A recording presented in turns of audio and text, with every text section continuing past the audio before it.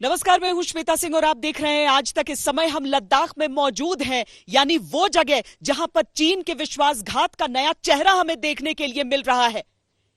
Line of actual control पर गोली नहीं चलेगी, यह समझौता तो चीन ने कर लिया, लेकिन विश्वासघात नहीं होगा, ऐसा कभी नहीं कहा।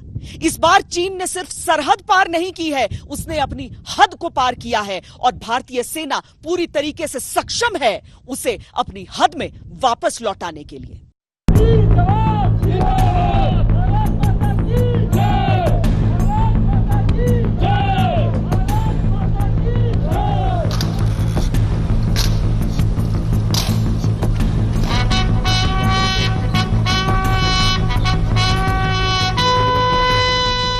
बलिदान हुआ है सरहद पर, बलिदान व्यर्थ नहीं होगा। मैं देश को भरोसा दिलाना चाहता हूं, हमारे जवानों का बलिदान व्यर्थ नहीं जाएगा। हमारे लिए भारत की अखंडता और संप्रभुता सर्वोच्च है और इसकी रक्षा करने से हमें कोई भी रोक नहीं सकता।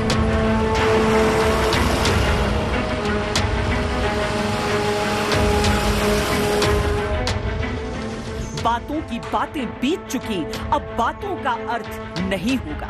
इस बातचीत हो रही है, आज की दुनिया में बातचीत तो होती ही है, लेकिन हम क्या ठोस कदम उठाएंगे इस पर सबकी निगाहें होंगी। वीरों के लोहू की कीमत अब पूरा चीन चुकाएगा।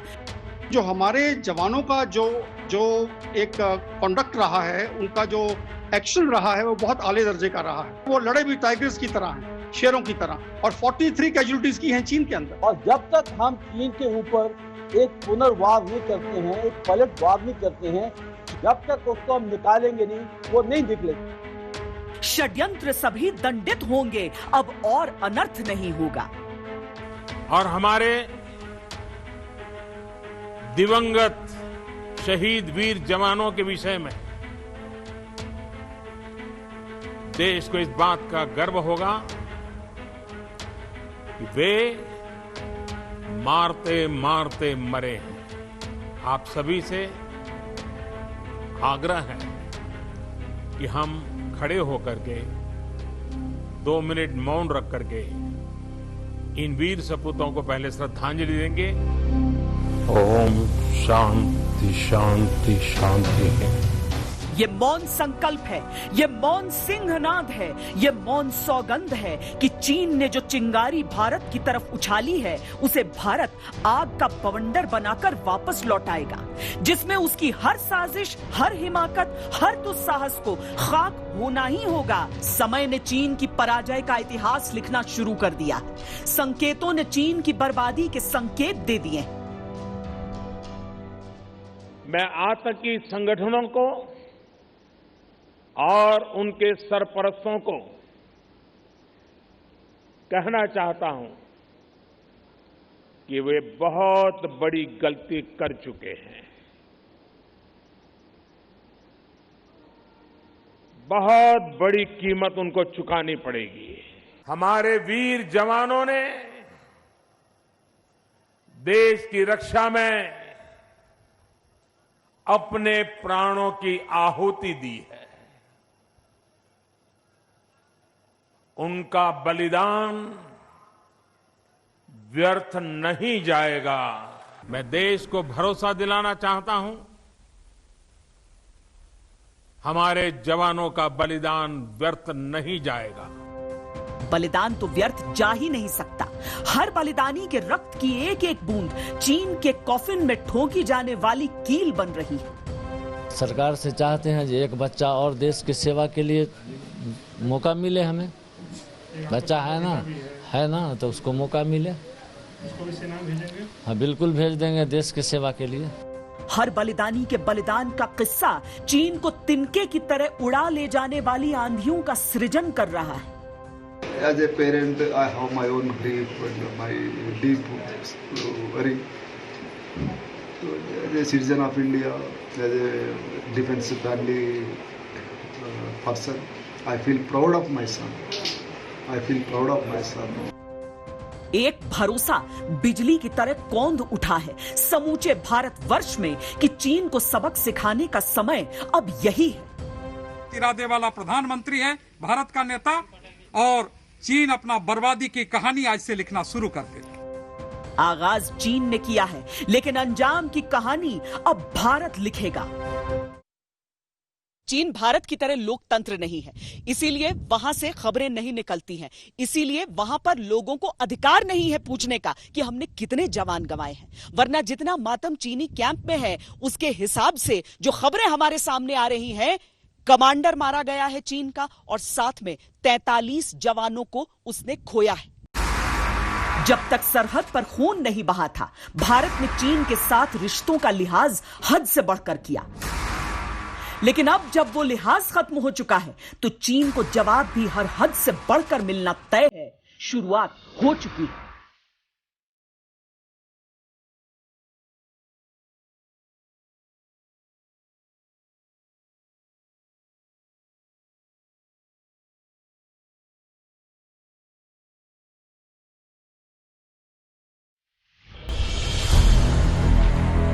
चीन की साजिशों वाली बंद मुट्ठी खुल चुकी है। वो संबंधों के लिहाज से कितना खोखला है, दगाबाज है, ये दुनिया के सामने आ चुका है।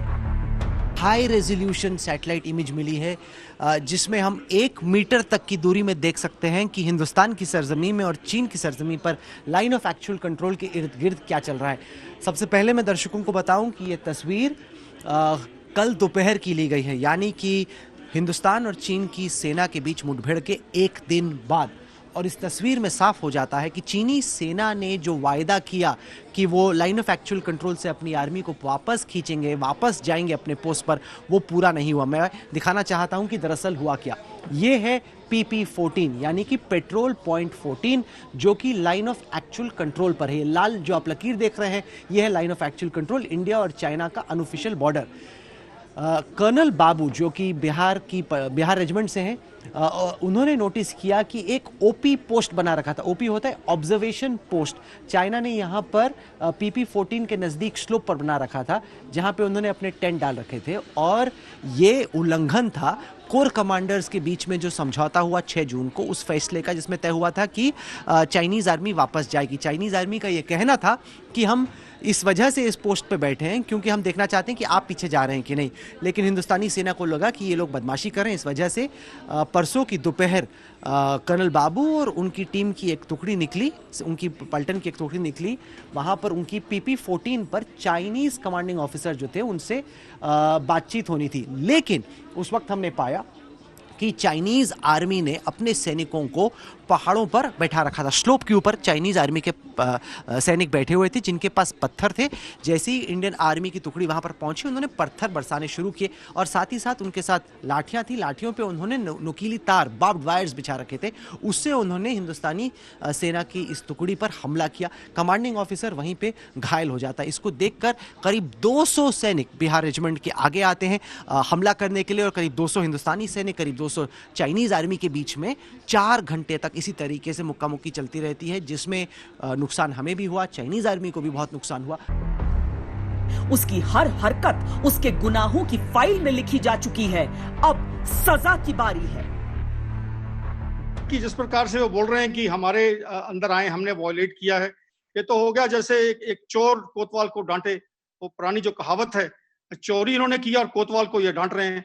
अभी हमारे इलाके में आए और बोल रहे हैं कि हमने ट्रांसग्रेस किया है, हमने वॉयलेट किया है लेसी को, तो ये गलत बात है। ये तो झूठ बोल रहे हैं सरासर। ये झूठ बोलता आया है, डिसेप्शन का इस्तेमाल हमेशा चीन करता आया है।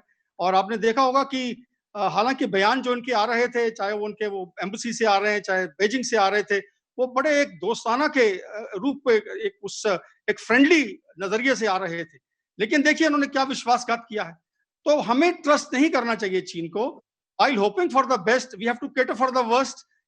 भारतीय जवानों पर हमला करके चीन ने उस शांति संधि को तोड़ा है जिसके निष्कर्ष में साफ लिखा था कि हर मुद्दा शांति से सुलझाया जाएगा। लेकिन गलवान घाटी पर अपने दावों की कुंठित दलीलों से उसने वो भरोसा भी हमेशा के लिए खत्म कर दिया है, जिसके चलते भारत उसके साथ अनौपचारिक बातों के रिश्तों तक आ गया था। वो वक्त भी अब बीत गया।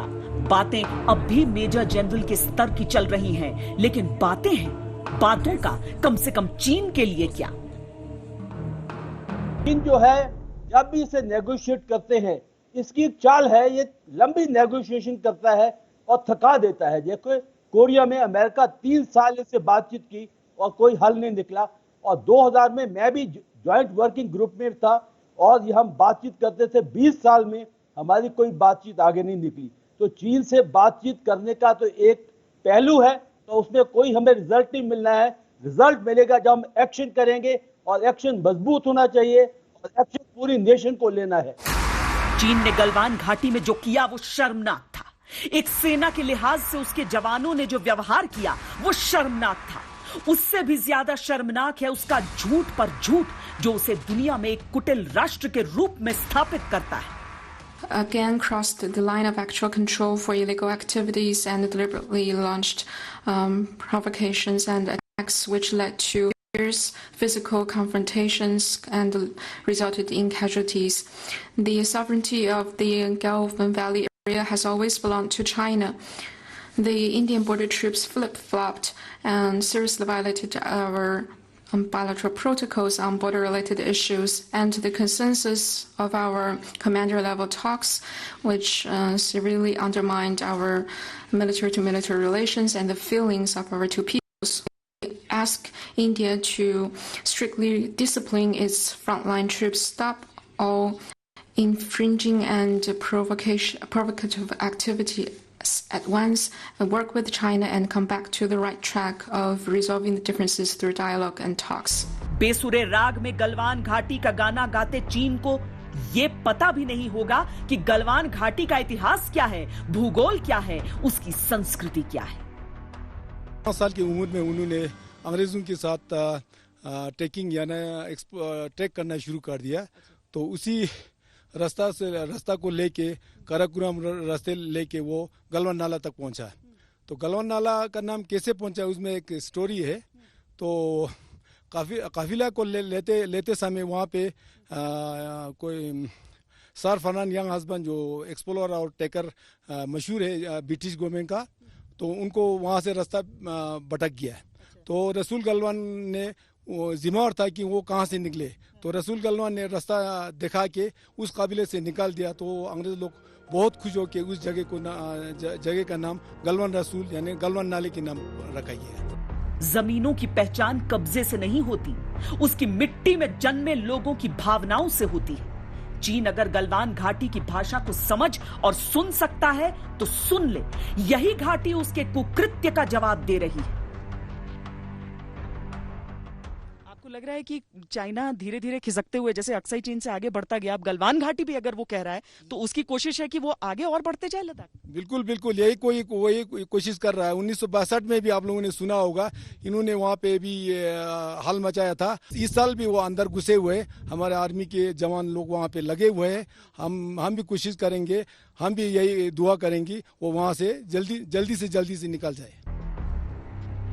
ये गलवान घाटी की आवाज है, ये पूरे देश की आवाज अगर चीन ने सुन ली तो डीजे बहरा हो जाए। एक तरफ भारत देश और चाइना एक दूसरे की दुआई देते थे कि हिंदी चीनी भाई भाई, और जो भारतीय सेना के खिलाफ और भारत के खिलाफ चीन ने जो कायराना हमला किया है हमारे सैनिकों पे, वो उसके साथ हम सहयोग नहीं रखते। और चीन ने जो कायराना काम किया उसको भारत देश की जनता कभी माफ नहीं। देश के प्रति सभी भारतवासी जो मेरी आवाज को सुन रहे हो, मैं उनके चरणों में प्रार्थना करता हूं कि चाइना का बहिष्कार करें, उनके सम्मान का कोई भी चीज हम वस्तु यूज ना करें। हम बताना चाहते हैं कि देश के वीर जवानों के साथ देश जो है आज खड़ा है, कंधे के साथ कंधा मिला के हम लोग चलेंगे। वो देश के जो प्रहरी हैं जो हमारी सीमाओं की रक्षा कर रहे हैं, वो देश की सीमाओं के वहाँ पर चाइना के साथ लड़ेंगे। हम समाज के अंदर चाइना के साथ लड़ेंगे। जो चाइना का प्रोडक्ट है हम उनका बहिष्कार। भारत जवाब देना जानता है, समय पर भी और माकूल तरीके से भी, लेकिन चीन ने जिस तरह का अतिक्रमण किया है, चीन ने जिस तरह की कार्रवाई की है, बदला अभी चीन से और भी लेना होगा। कार्रवाई हिंदुस्तान ने की वो इतनी सख्त थी कि हमने तकरीबन 45 के करीब चाइनीज सोल्जर्स को मार दिया, और कितने घायल हुए ये तो पता नहीं। इससे साफ तौर पे चीन को नज़र आता है कि हिंदुस्तान जो है वो हिंदुस्तान नहीं है जो 62 का था। हमारी फौज ताकतवर है, दमदार है। चाइना के भी जो जवान हैं इसके अंदर काफ़ी घायल हुए हैं, और ये हमारे जो वायरलेस इंटरसेप्ट्स हैं उससे हमें पता लगा है कि तकरीबन 50 एक जवान जो चाइना के हैं कुछ मर गए हैं और उसमें घायल हुए हैं। चाइना कभी भी अपने जो सही जो कैजुअलिटी है वो नहीं बताएगा और वो छुपा के रखेगा, पर हमें ये पता लग गया है, और ये दर्शाता है कि हिंदुस्तान की फ़ौज जो है वो चाइना की फ़ौज को एक बड़ा स्ट्रिक्ट मैसेज, स्ट्रांग मैसेज दे चुकी है कि आप अपने जगह चले जाएं, नहीं तो उससे भी बड़ी जो कार्रवाई की जाएगी।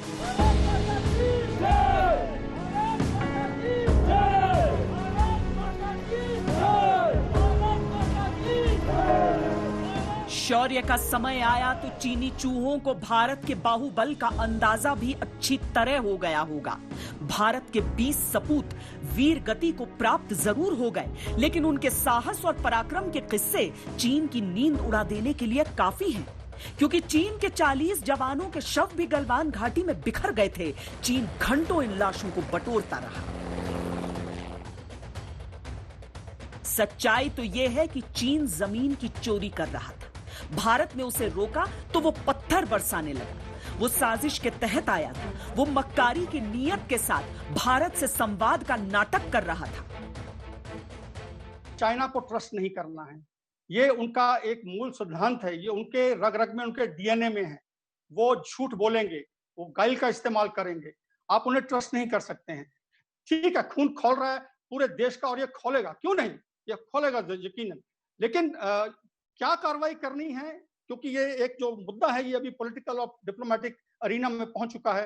डिसीजन वहां से आएगा कि किस हद तक हमने सेना को लेकर जाना है अपनी ऑफेंसिव कार्रवाई के अंदर। भारतीय जवानों के बलिदान के बाद गलवान घाटी की इन सैटेलाइट इमेजेस को देखिए। साफ पता चलता है चीन किस हद तक धूर्त है। जहां से उसे लौटना था वहां अब भी तंबू गाड़े बैठा है। 200 से ज्यादा गाड़ियां उसकी अब भी वहां मौजूद हैं। और कुछ जो सैनिक हैं, ये जो आप नीले रंग की लकीर देख रहे हैं, ये गलवान नदी है। काफ़ी एक तंग नदी है, ये उसका नाला है, गलवान नाला।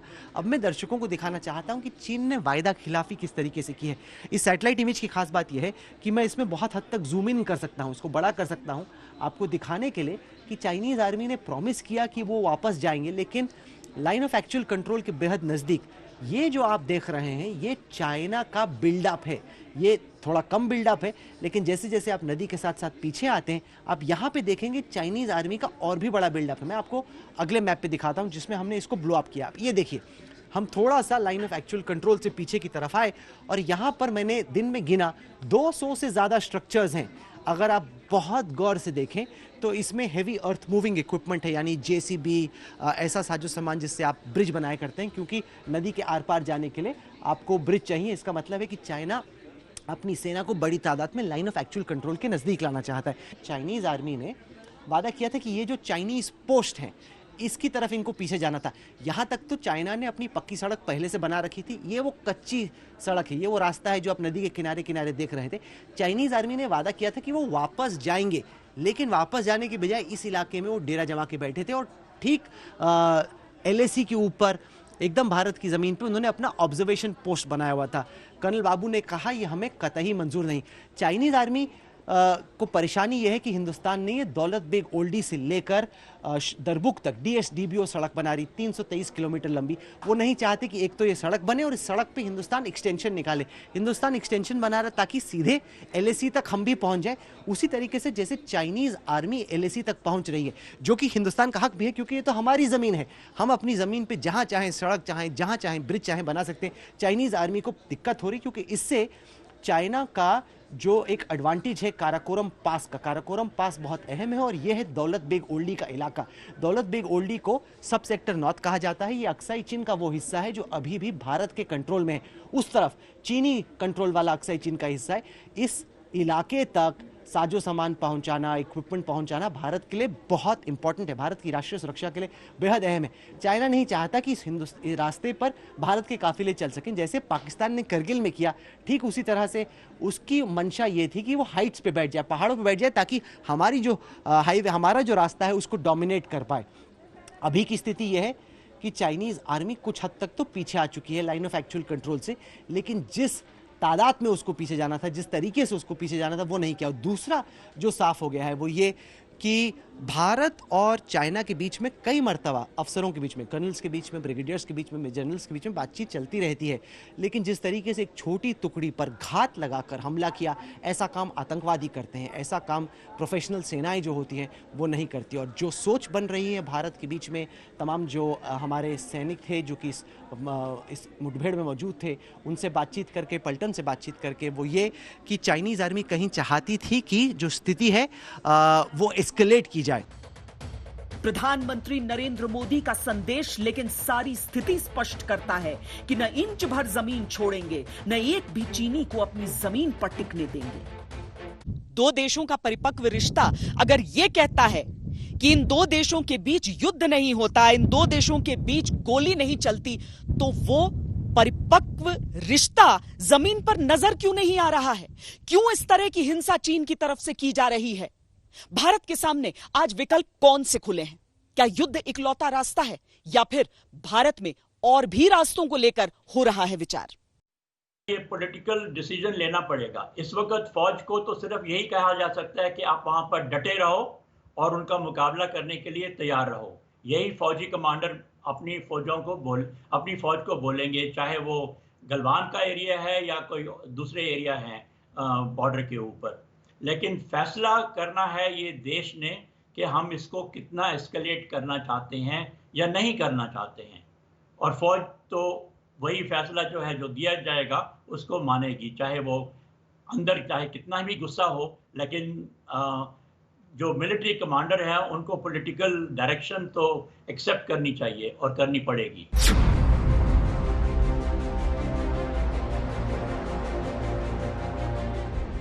जब तक दोस्ती निभाने का नैतिक दबाव था, दुश्मनी भी चीन की दोस्तों की तरह निभाई।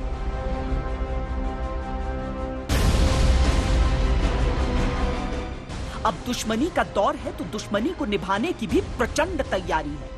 हर वो फाइल खोली जा रही है जिसमें चीन के साथ संबंधों के करार मौजूद हों। बहुत जल्दी आर्थिक मोर्चे पर रिश्तों की पहली फाइल डस्टबिन में जाने वाली है। Delhi Meerut regional rapid transit system project चीन की कंपनी से वापस लिया जा सकता है। Delhi Meerut regional rapid transit system project Shanghai की कंपनी के पास है, लेकिन यह बस एक झलकी है। हिसाब तो कई मोर्चों पर बराबर होगा। जंग का विकल्प जो सबसे पहले जहन में आता है वो भी तब तक बंद नहीं हो सकता जब तक चीन घुटनों पर नहीं आ जाता। हम इस समय जहां पर मौजूद हैं, इस जगह से आप भारत की चुनौतियों को अच्छी तरीके से समझ सकते हैं, भारतीय सेना की तैनाती को अच्छी तरीके से समझ सकते हैं। आप मेरे ठीक पीछे जो हिस्सा देख रहे हैं, ये दरअसल आप आगे इस सड़क पे जाएंगे तो वो गलवान वैली, गलवान घाटी का इलाका है, और उसके आगे वो अक्सई चीन, जिसे लेकर चीन अलग अलग दावे करता है, ऐसे दावे जो पूरी दुनिया में किसी भी तरीके से विश्वास के काबिल ही नहीं है।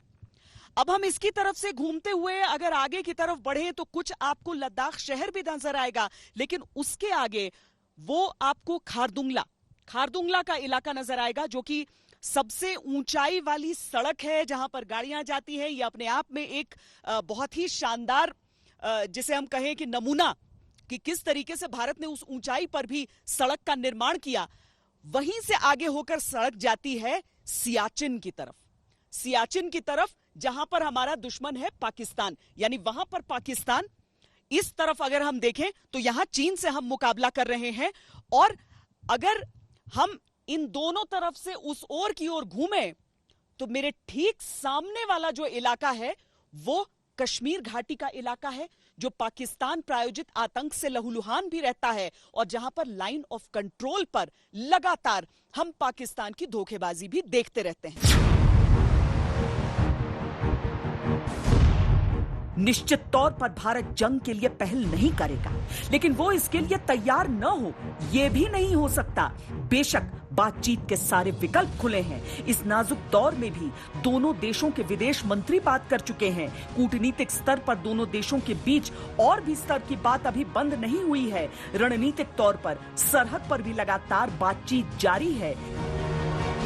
लेकिन चीन की धोखेबाज फितरत को अच्छी तरह समझते हुए भारत जंग की भी हर संभावना के हिसाब से तैयार है। चीन की मुश्किल भी यही है कि भारत आंखों में आंखें डाल सरहद पर तो है ही, जंग के मैदान से भी भारत की हुंकार चीन की दीवार से ऊंची हो चुकी है। अगर कोई हमारी जो सॉवरेनिटी है, इंटेग्रिटी है, उसके ऊपर कोई आंख डालेगा तो हम फोर्स का इस्तेमाल करने से हम नहीं जूझेंगे। बिल्कुल। तो words to that effect. I think it's a very strong message उन्होंने दिया है कि देखिए ये जो मिलिट्री स्ट्रेटजी है वो इवॉल्व होती है। जो स्टेटमेंट्स आते हैं डायरेक्टली, जो एक आदेश दिए जाते हैं फौज को, और फौज जो प्रधानमंत्री जी, डिफेंस मिनिस्टर और बाकी जो कैबिनेट मिनिस्टर्स हैं उनकी जो वो स्टेटमेंट्स देते हैं मीडिया के अंदर आके, उसको मद्देनजर रखते हुए मिलिट्री स्ट्रेटजी इवॉल्व होती है। तो एक तो चीज ये है कि उन्होंने बता दिया है कि देखिए जो फोर्स है ये एक ऑप्शन है। इसका मतलब ये है कि चाहे वो नीचे टेक्निकल लेवल पे है, चाहे वो ऑपरेशनल लेवल पे है, चाहे वो हाईएस्ट लेवल के ऊपर है, अभी ऑप्शंस ओपन हैं। हिंदुस्तान चौकन्ना है, हवाई सर्वेलांस चरम पर है, जवान और मुस्तैद है और पूरा भारत एक सूत्र में बंधा हुआ है। कूटनीति के दायरों में अमेरिका, रूस, जापान और ब्रिटेन भी धीरे धीरे शामिल हो रहे हैं। चीन की नाक में नकेल डालने वाला हर विकल्प खुल चुका है। बहुत जरूरी हो जाता है कि भारत और चीन की सेनाओं की तुलना भी हो, क्योंकि बहुत बार हम देखते हैं कि लोग नकारात्मक भाव अपने मन में ले आते हैं, पर हमने विस्तार से इस पूरे सेक्टर में किस तरीके से भारतीय फौज की तैनाती है उसे देखते हुए सामने चीन कितनी तादाद में है, कैसे हथियारों के साथ है, विस्तार से एक तुलना की है। आप भी देखिए। एक धोखा खा चुके हैं और खा सकते नहीं।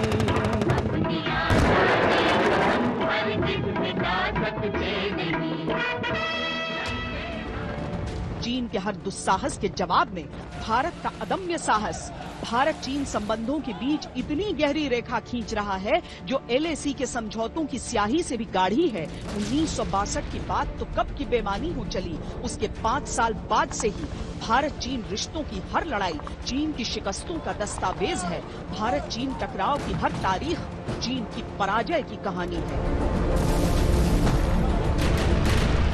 देखिए, जो लड़ाई जो होती है ना, वो दो सेनाओं के बीच में तो होती है, लेकिन उससे ज्यादा जो है it is a clash of Wills.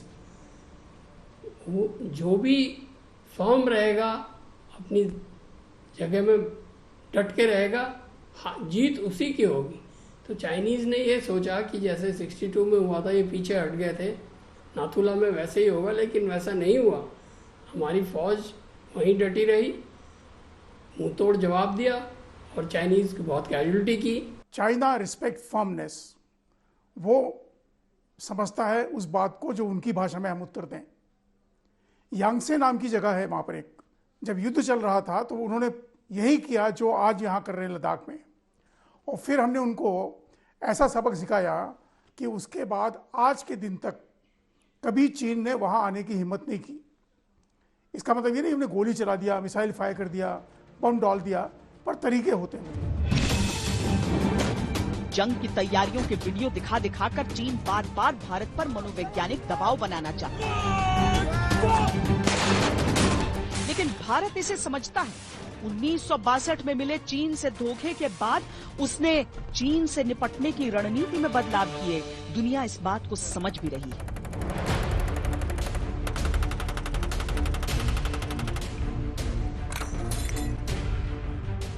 Harvard Kennedy school के welfare centre for science and international affairs की रिसर्च में कहा गया है कि युद्ध की स्थिति में भारत उत्तरी सीमाओं में चीन पर भारी पड़ सकता है। इसी रिपोर्ट में कहा गया है कि चीन की सामरिक शक्तियां बिखरी हुई हैं और सैनिकों को लाना ले जाना चीन के लिए आसान नहीं होगा। तिब्बत और शिनजियांग प्रांत में विरोधों को दबाने में चीनी सेना का बड़ा हिस्सा व्यस्त रहेगा। यहां तक कि भारत के एयर डिफेंस सिस्टम के सामने चीन को जल्दी संभल पाना बिल्कुल आसान नहीं होगा। जल थल नभ में भारत ने जिस तरह अपनी शक्ति को स्थापित किया है, उससे पार पाना चीन के लिए आसान नहीं होगा।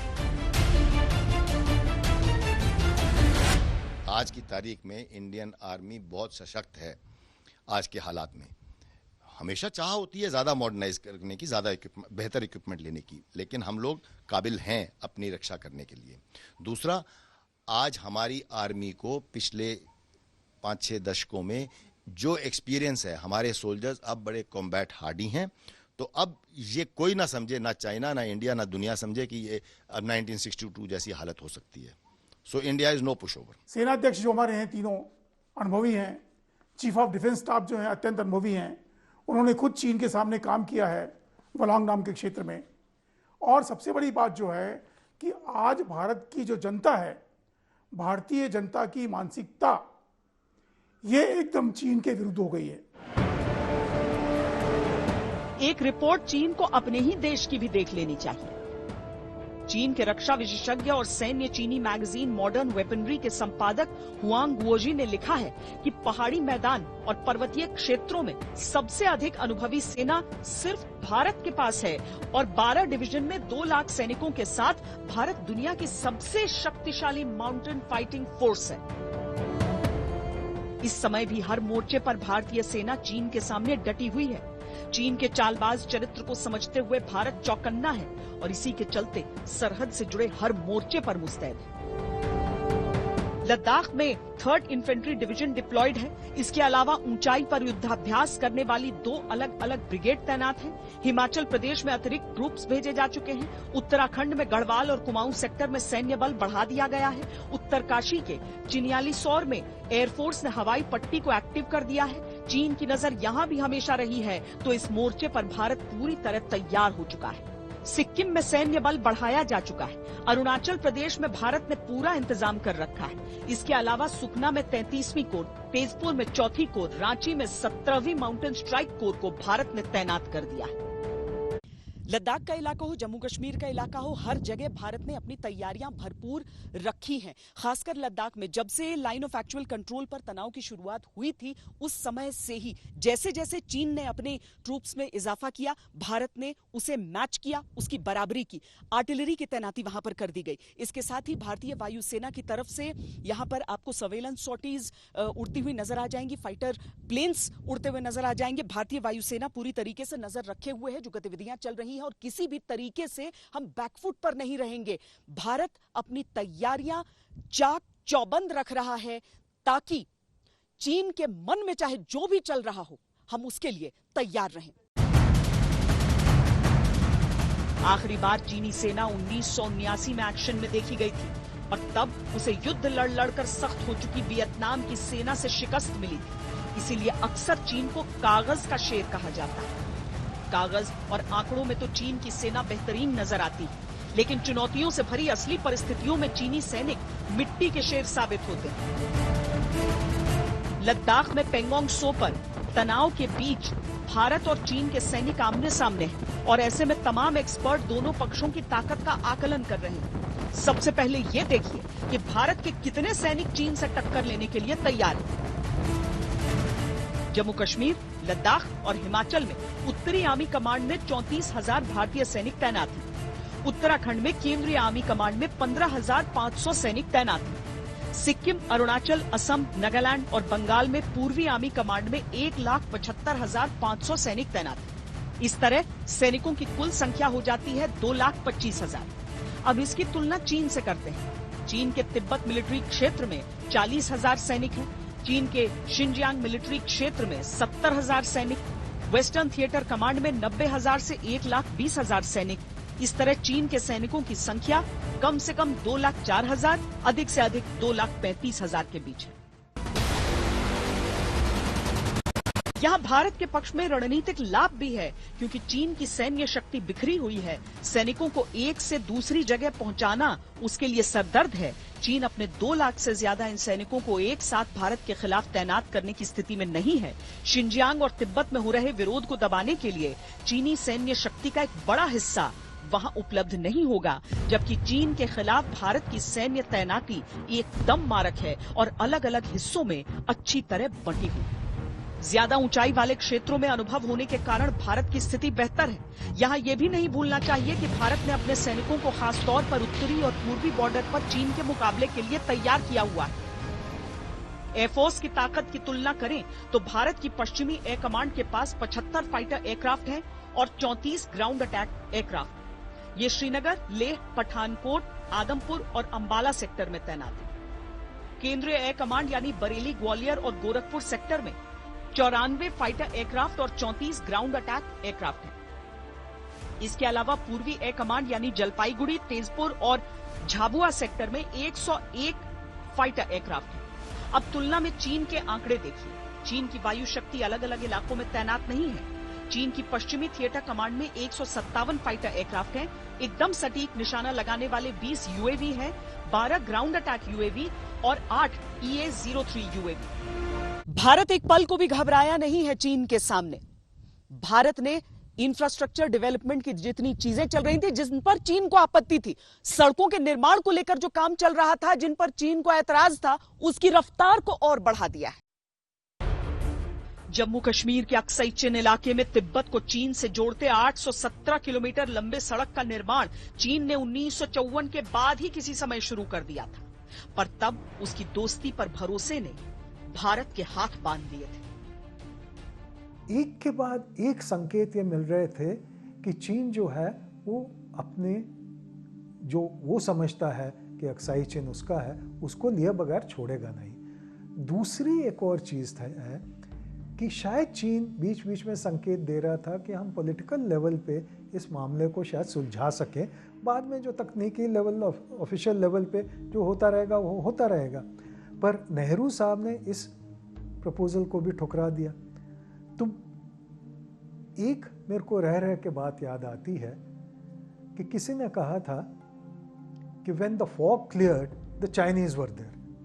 मतलब हमको होश तभी आए जब सब कुछ लुट चुका था। वो चीन के जमीन हथियाने की जुगत की शुरुआत थी। 1962 के अंत तक सड़क के निर्माण से शुरू हुई कार्रवाई में चीन पूरे अक्सई चिन को हथिया चुका था, पर अब नहीं। अब भारत खुद सड़कों के जाल बुनता है। चिंदी चिंदी जमीन को कब्जाने की कोशिशों में लगे चीन को असली दिक्कत यह है कि भारत वहां निर्माण क्यों कर रहा है, लगातार सड़कें क्यों बना रहा है।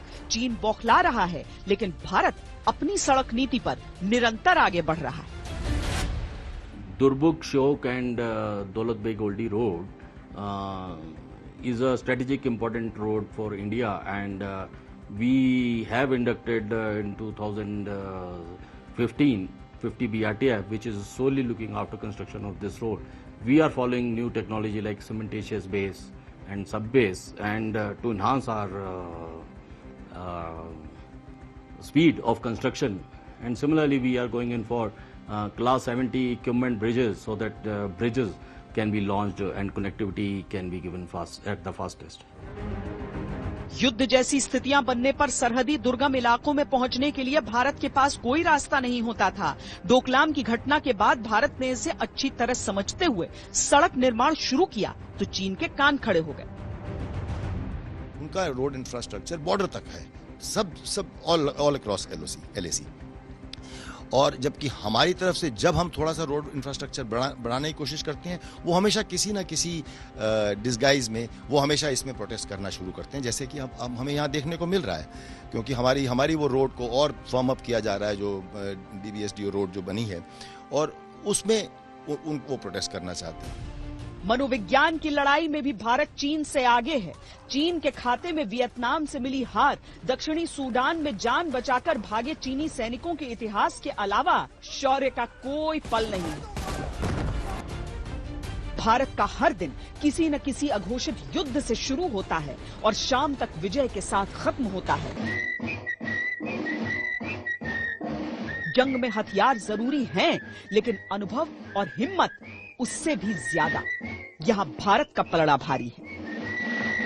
ताकत वतन की तुमसे है, हिम्मत वतन की तुमसे है, इज्जत वतन की तुमसे है, इंसान के हम रखवाले। दाग से हमारी इस खास पेशकश में इतना ही। देश और दुनिया की बाकी खबरों के लिए आप देखते रहिए आज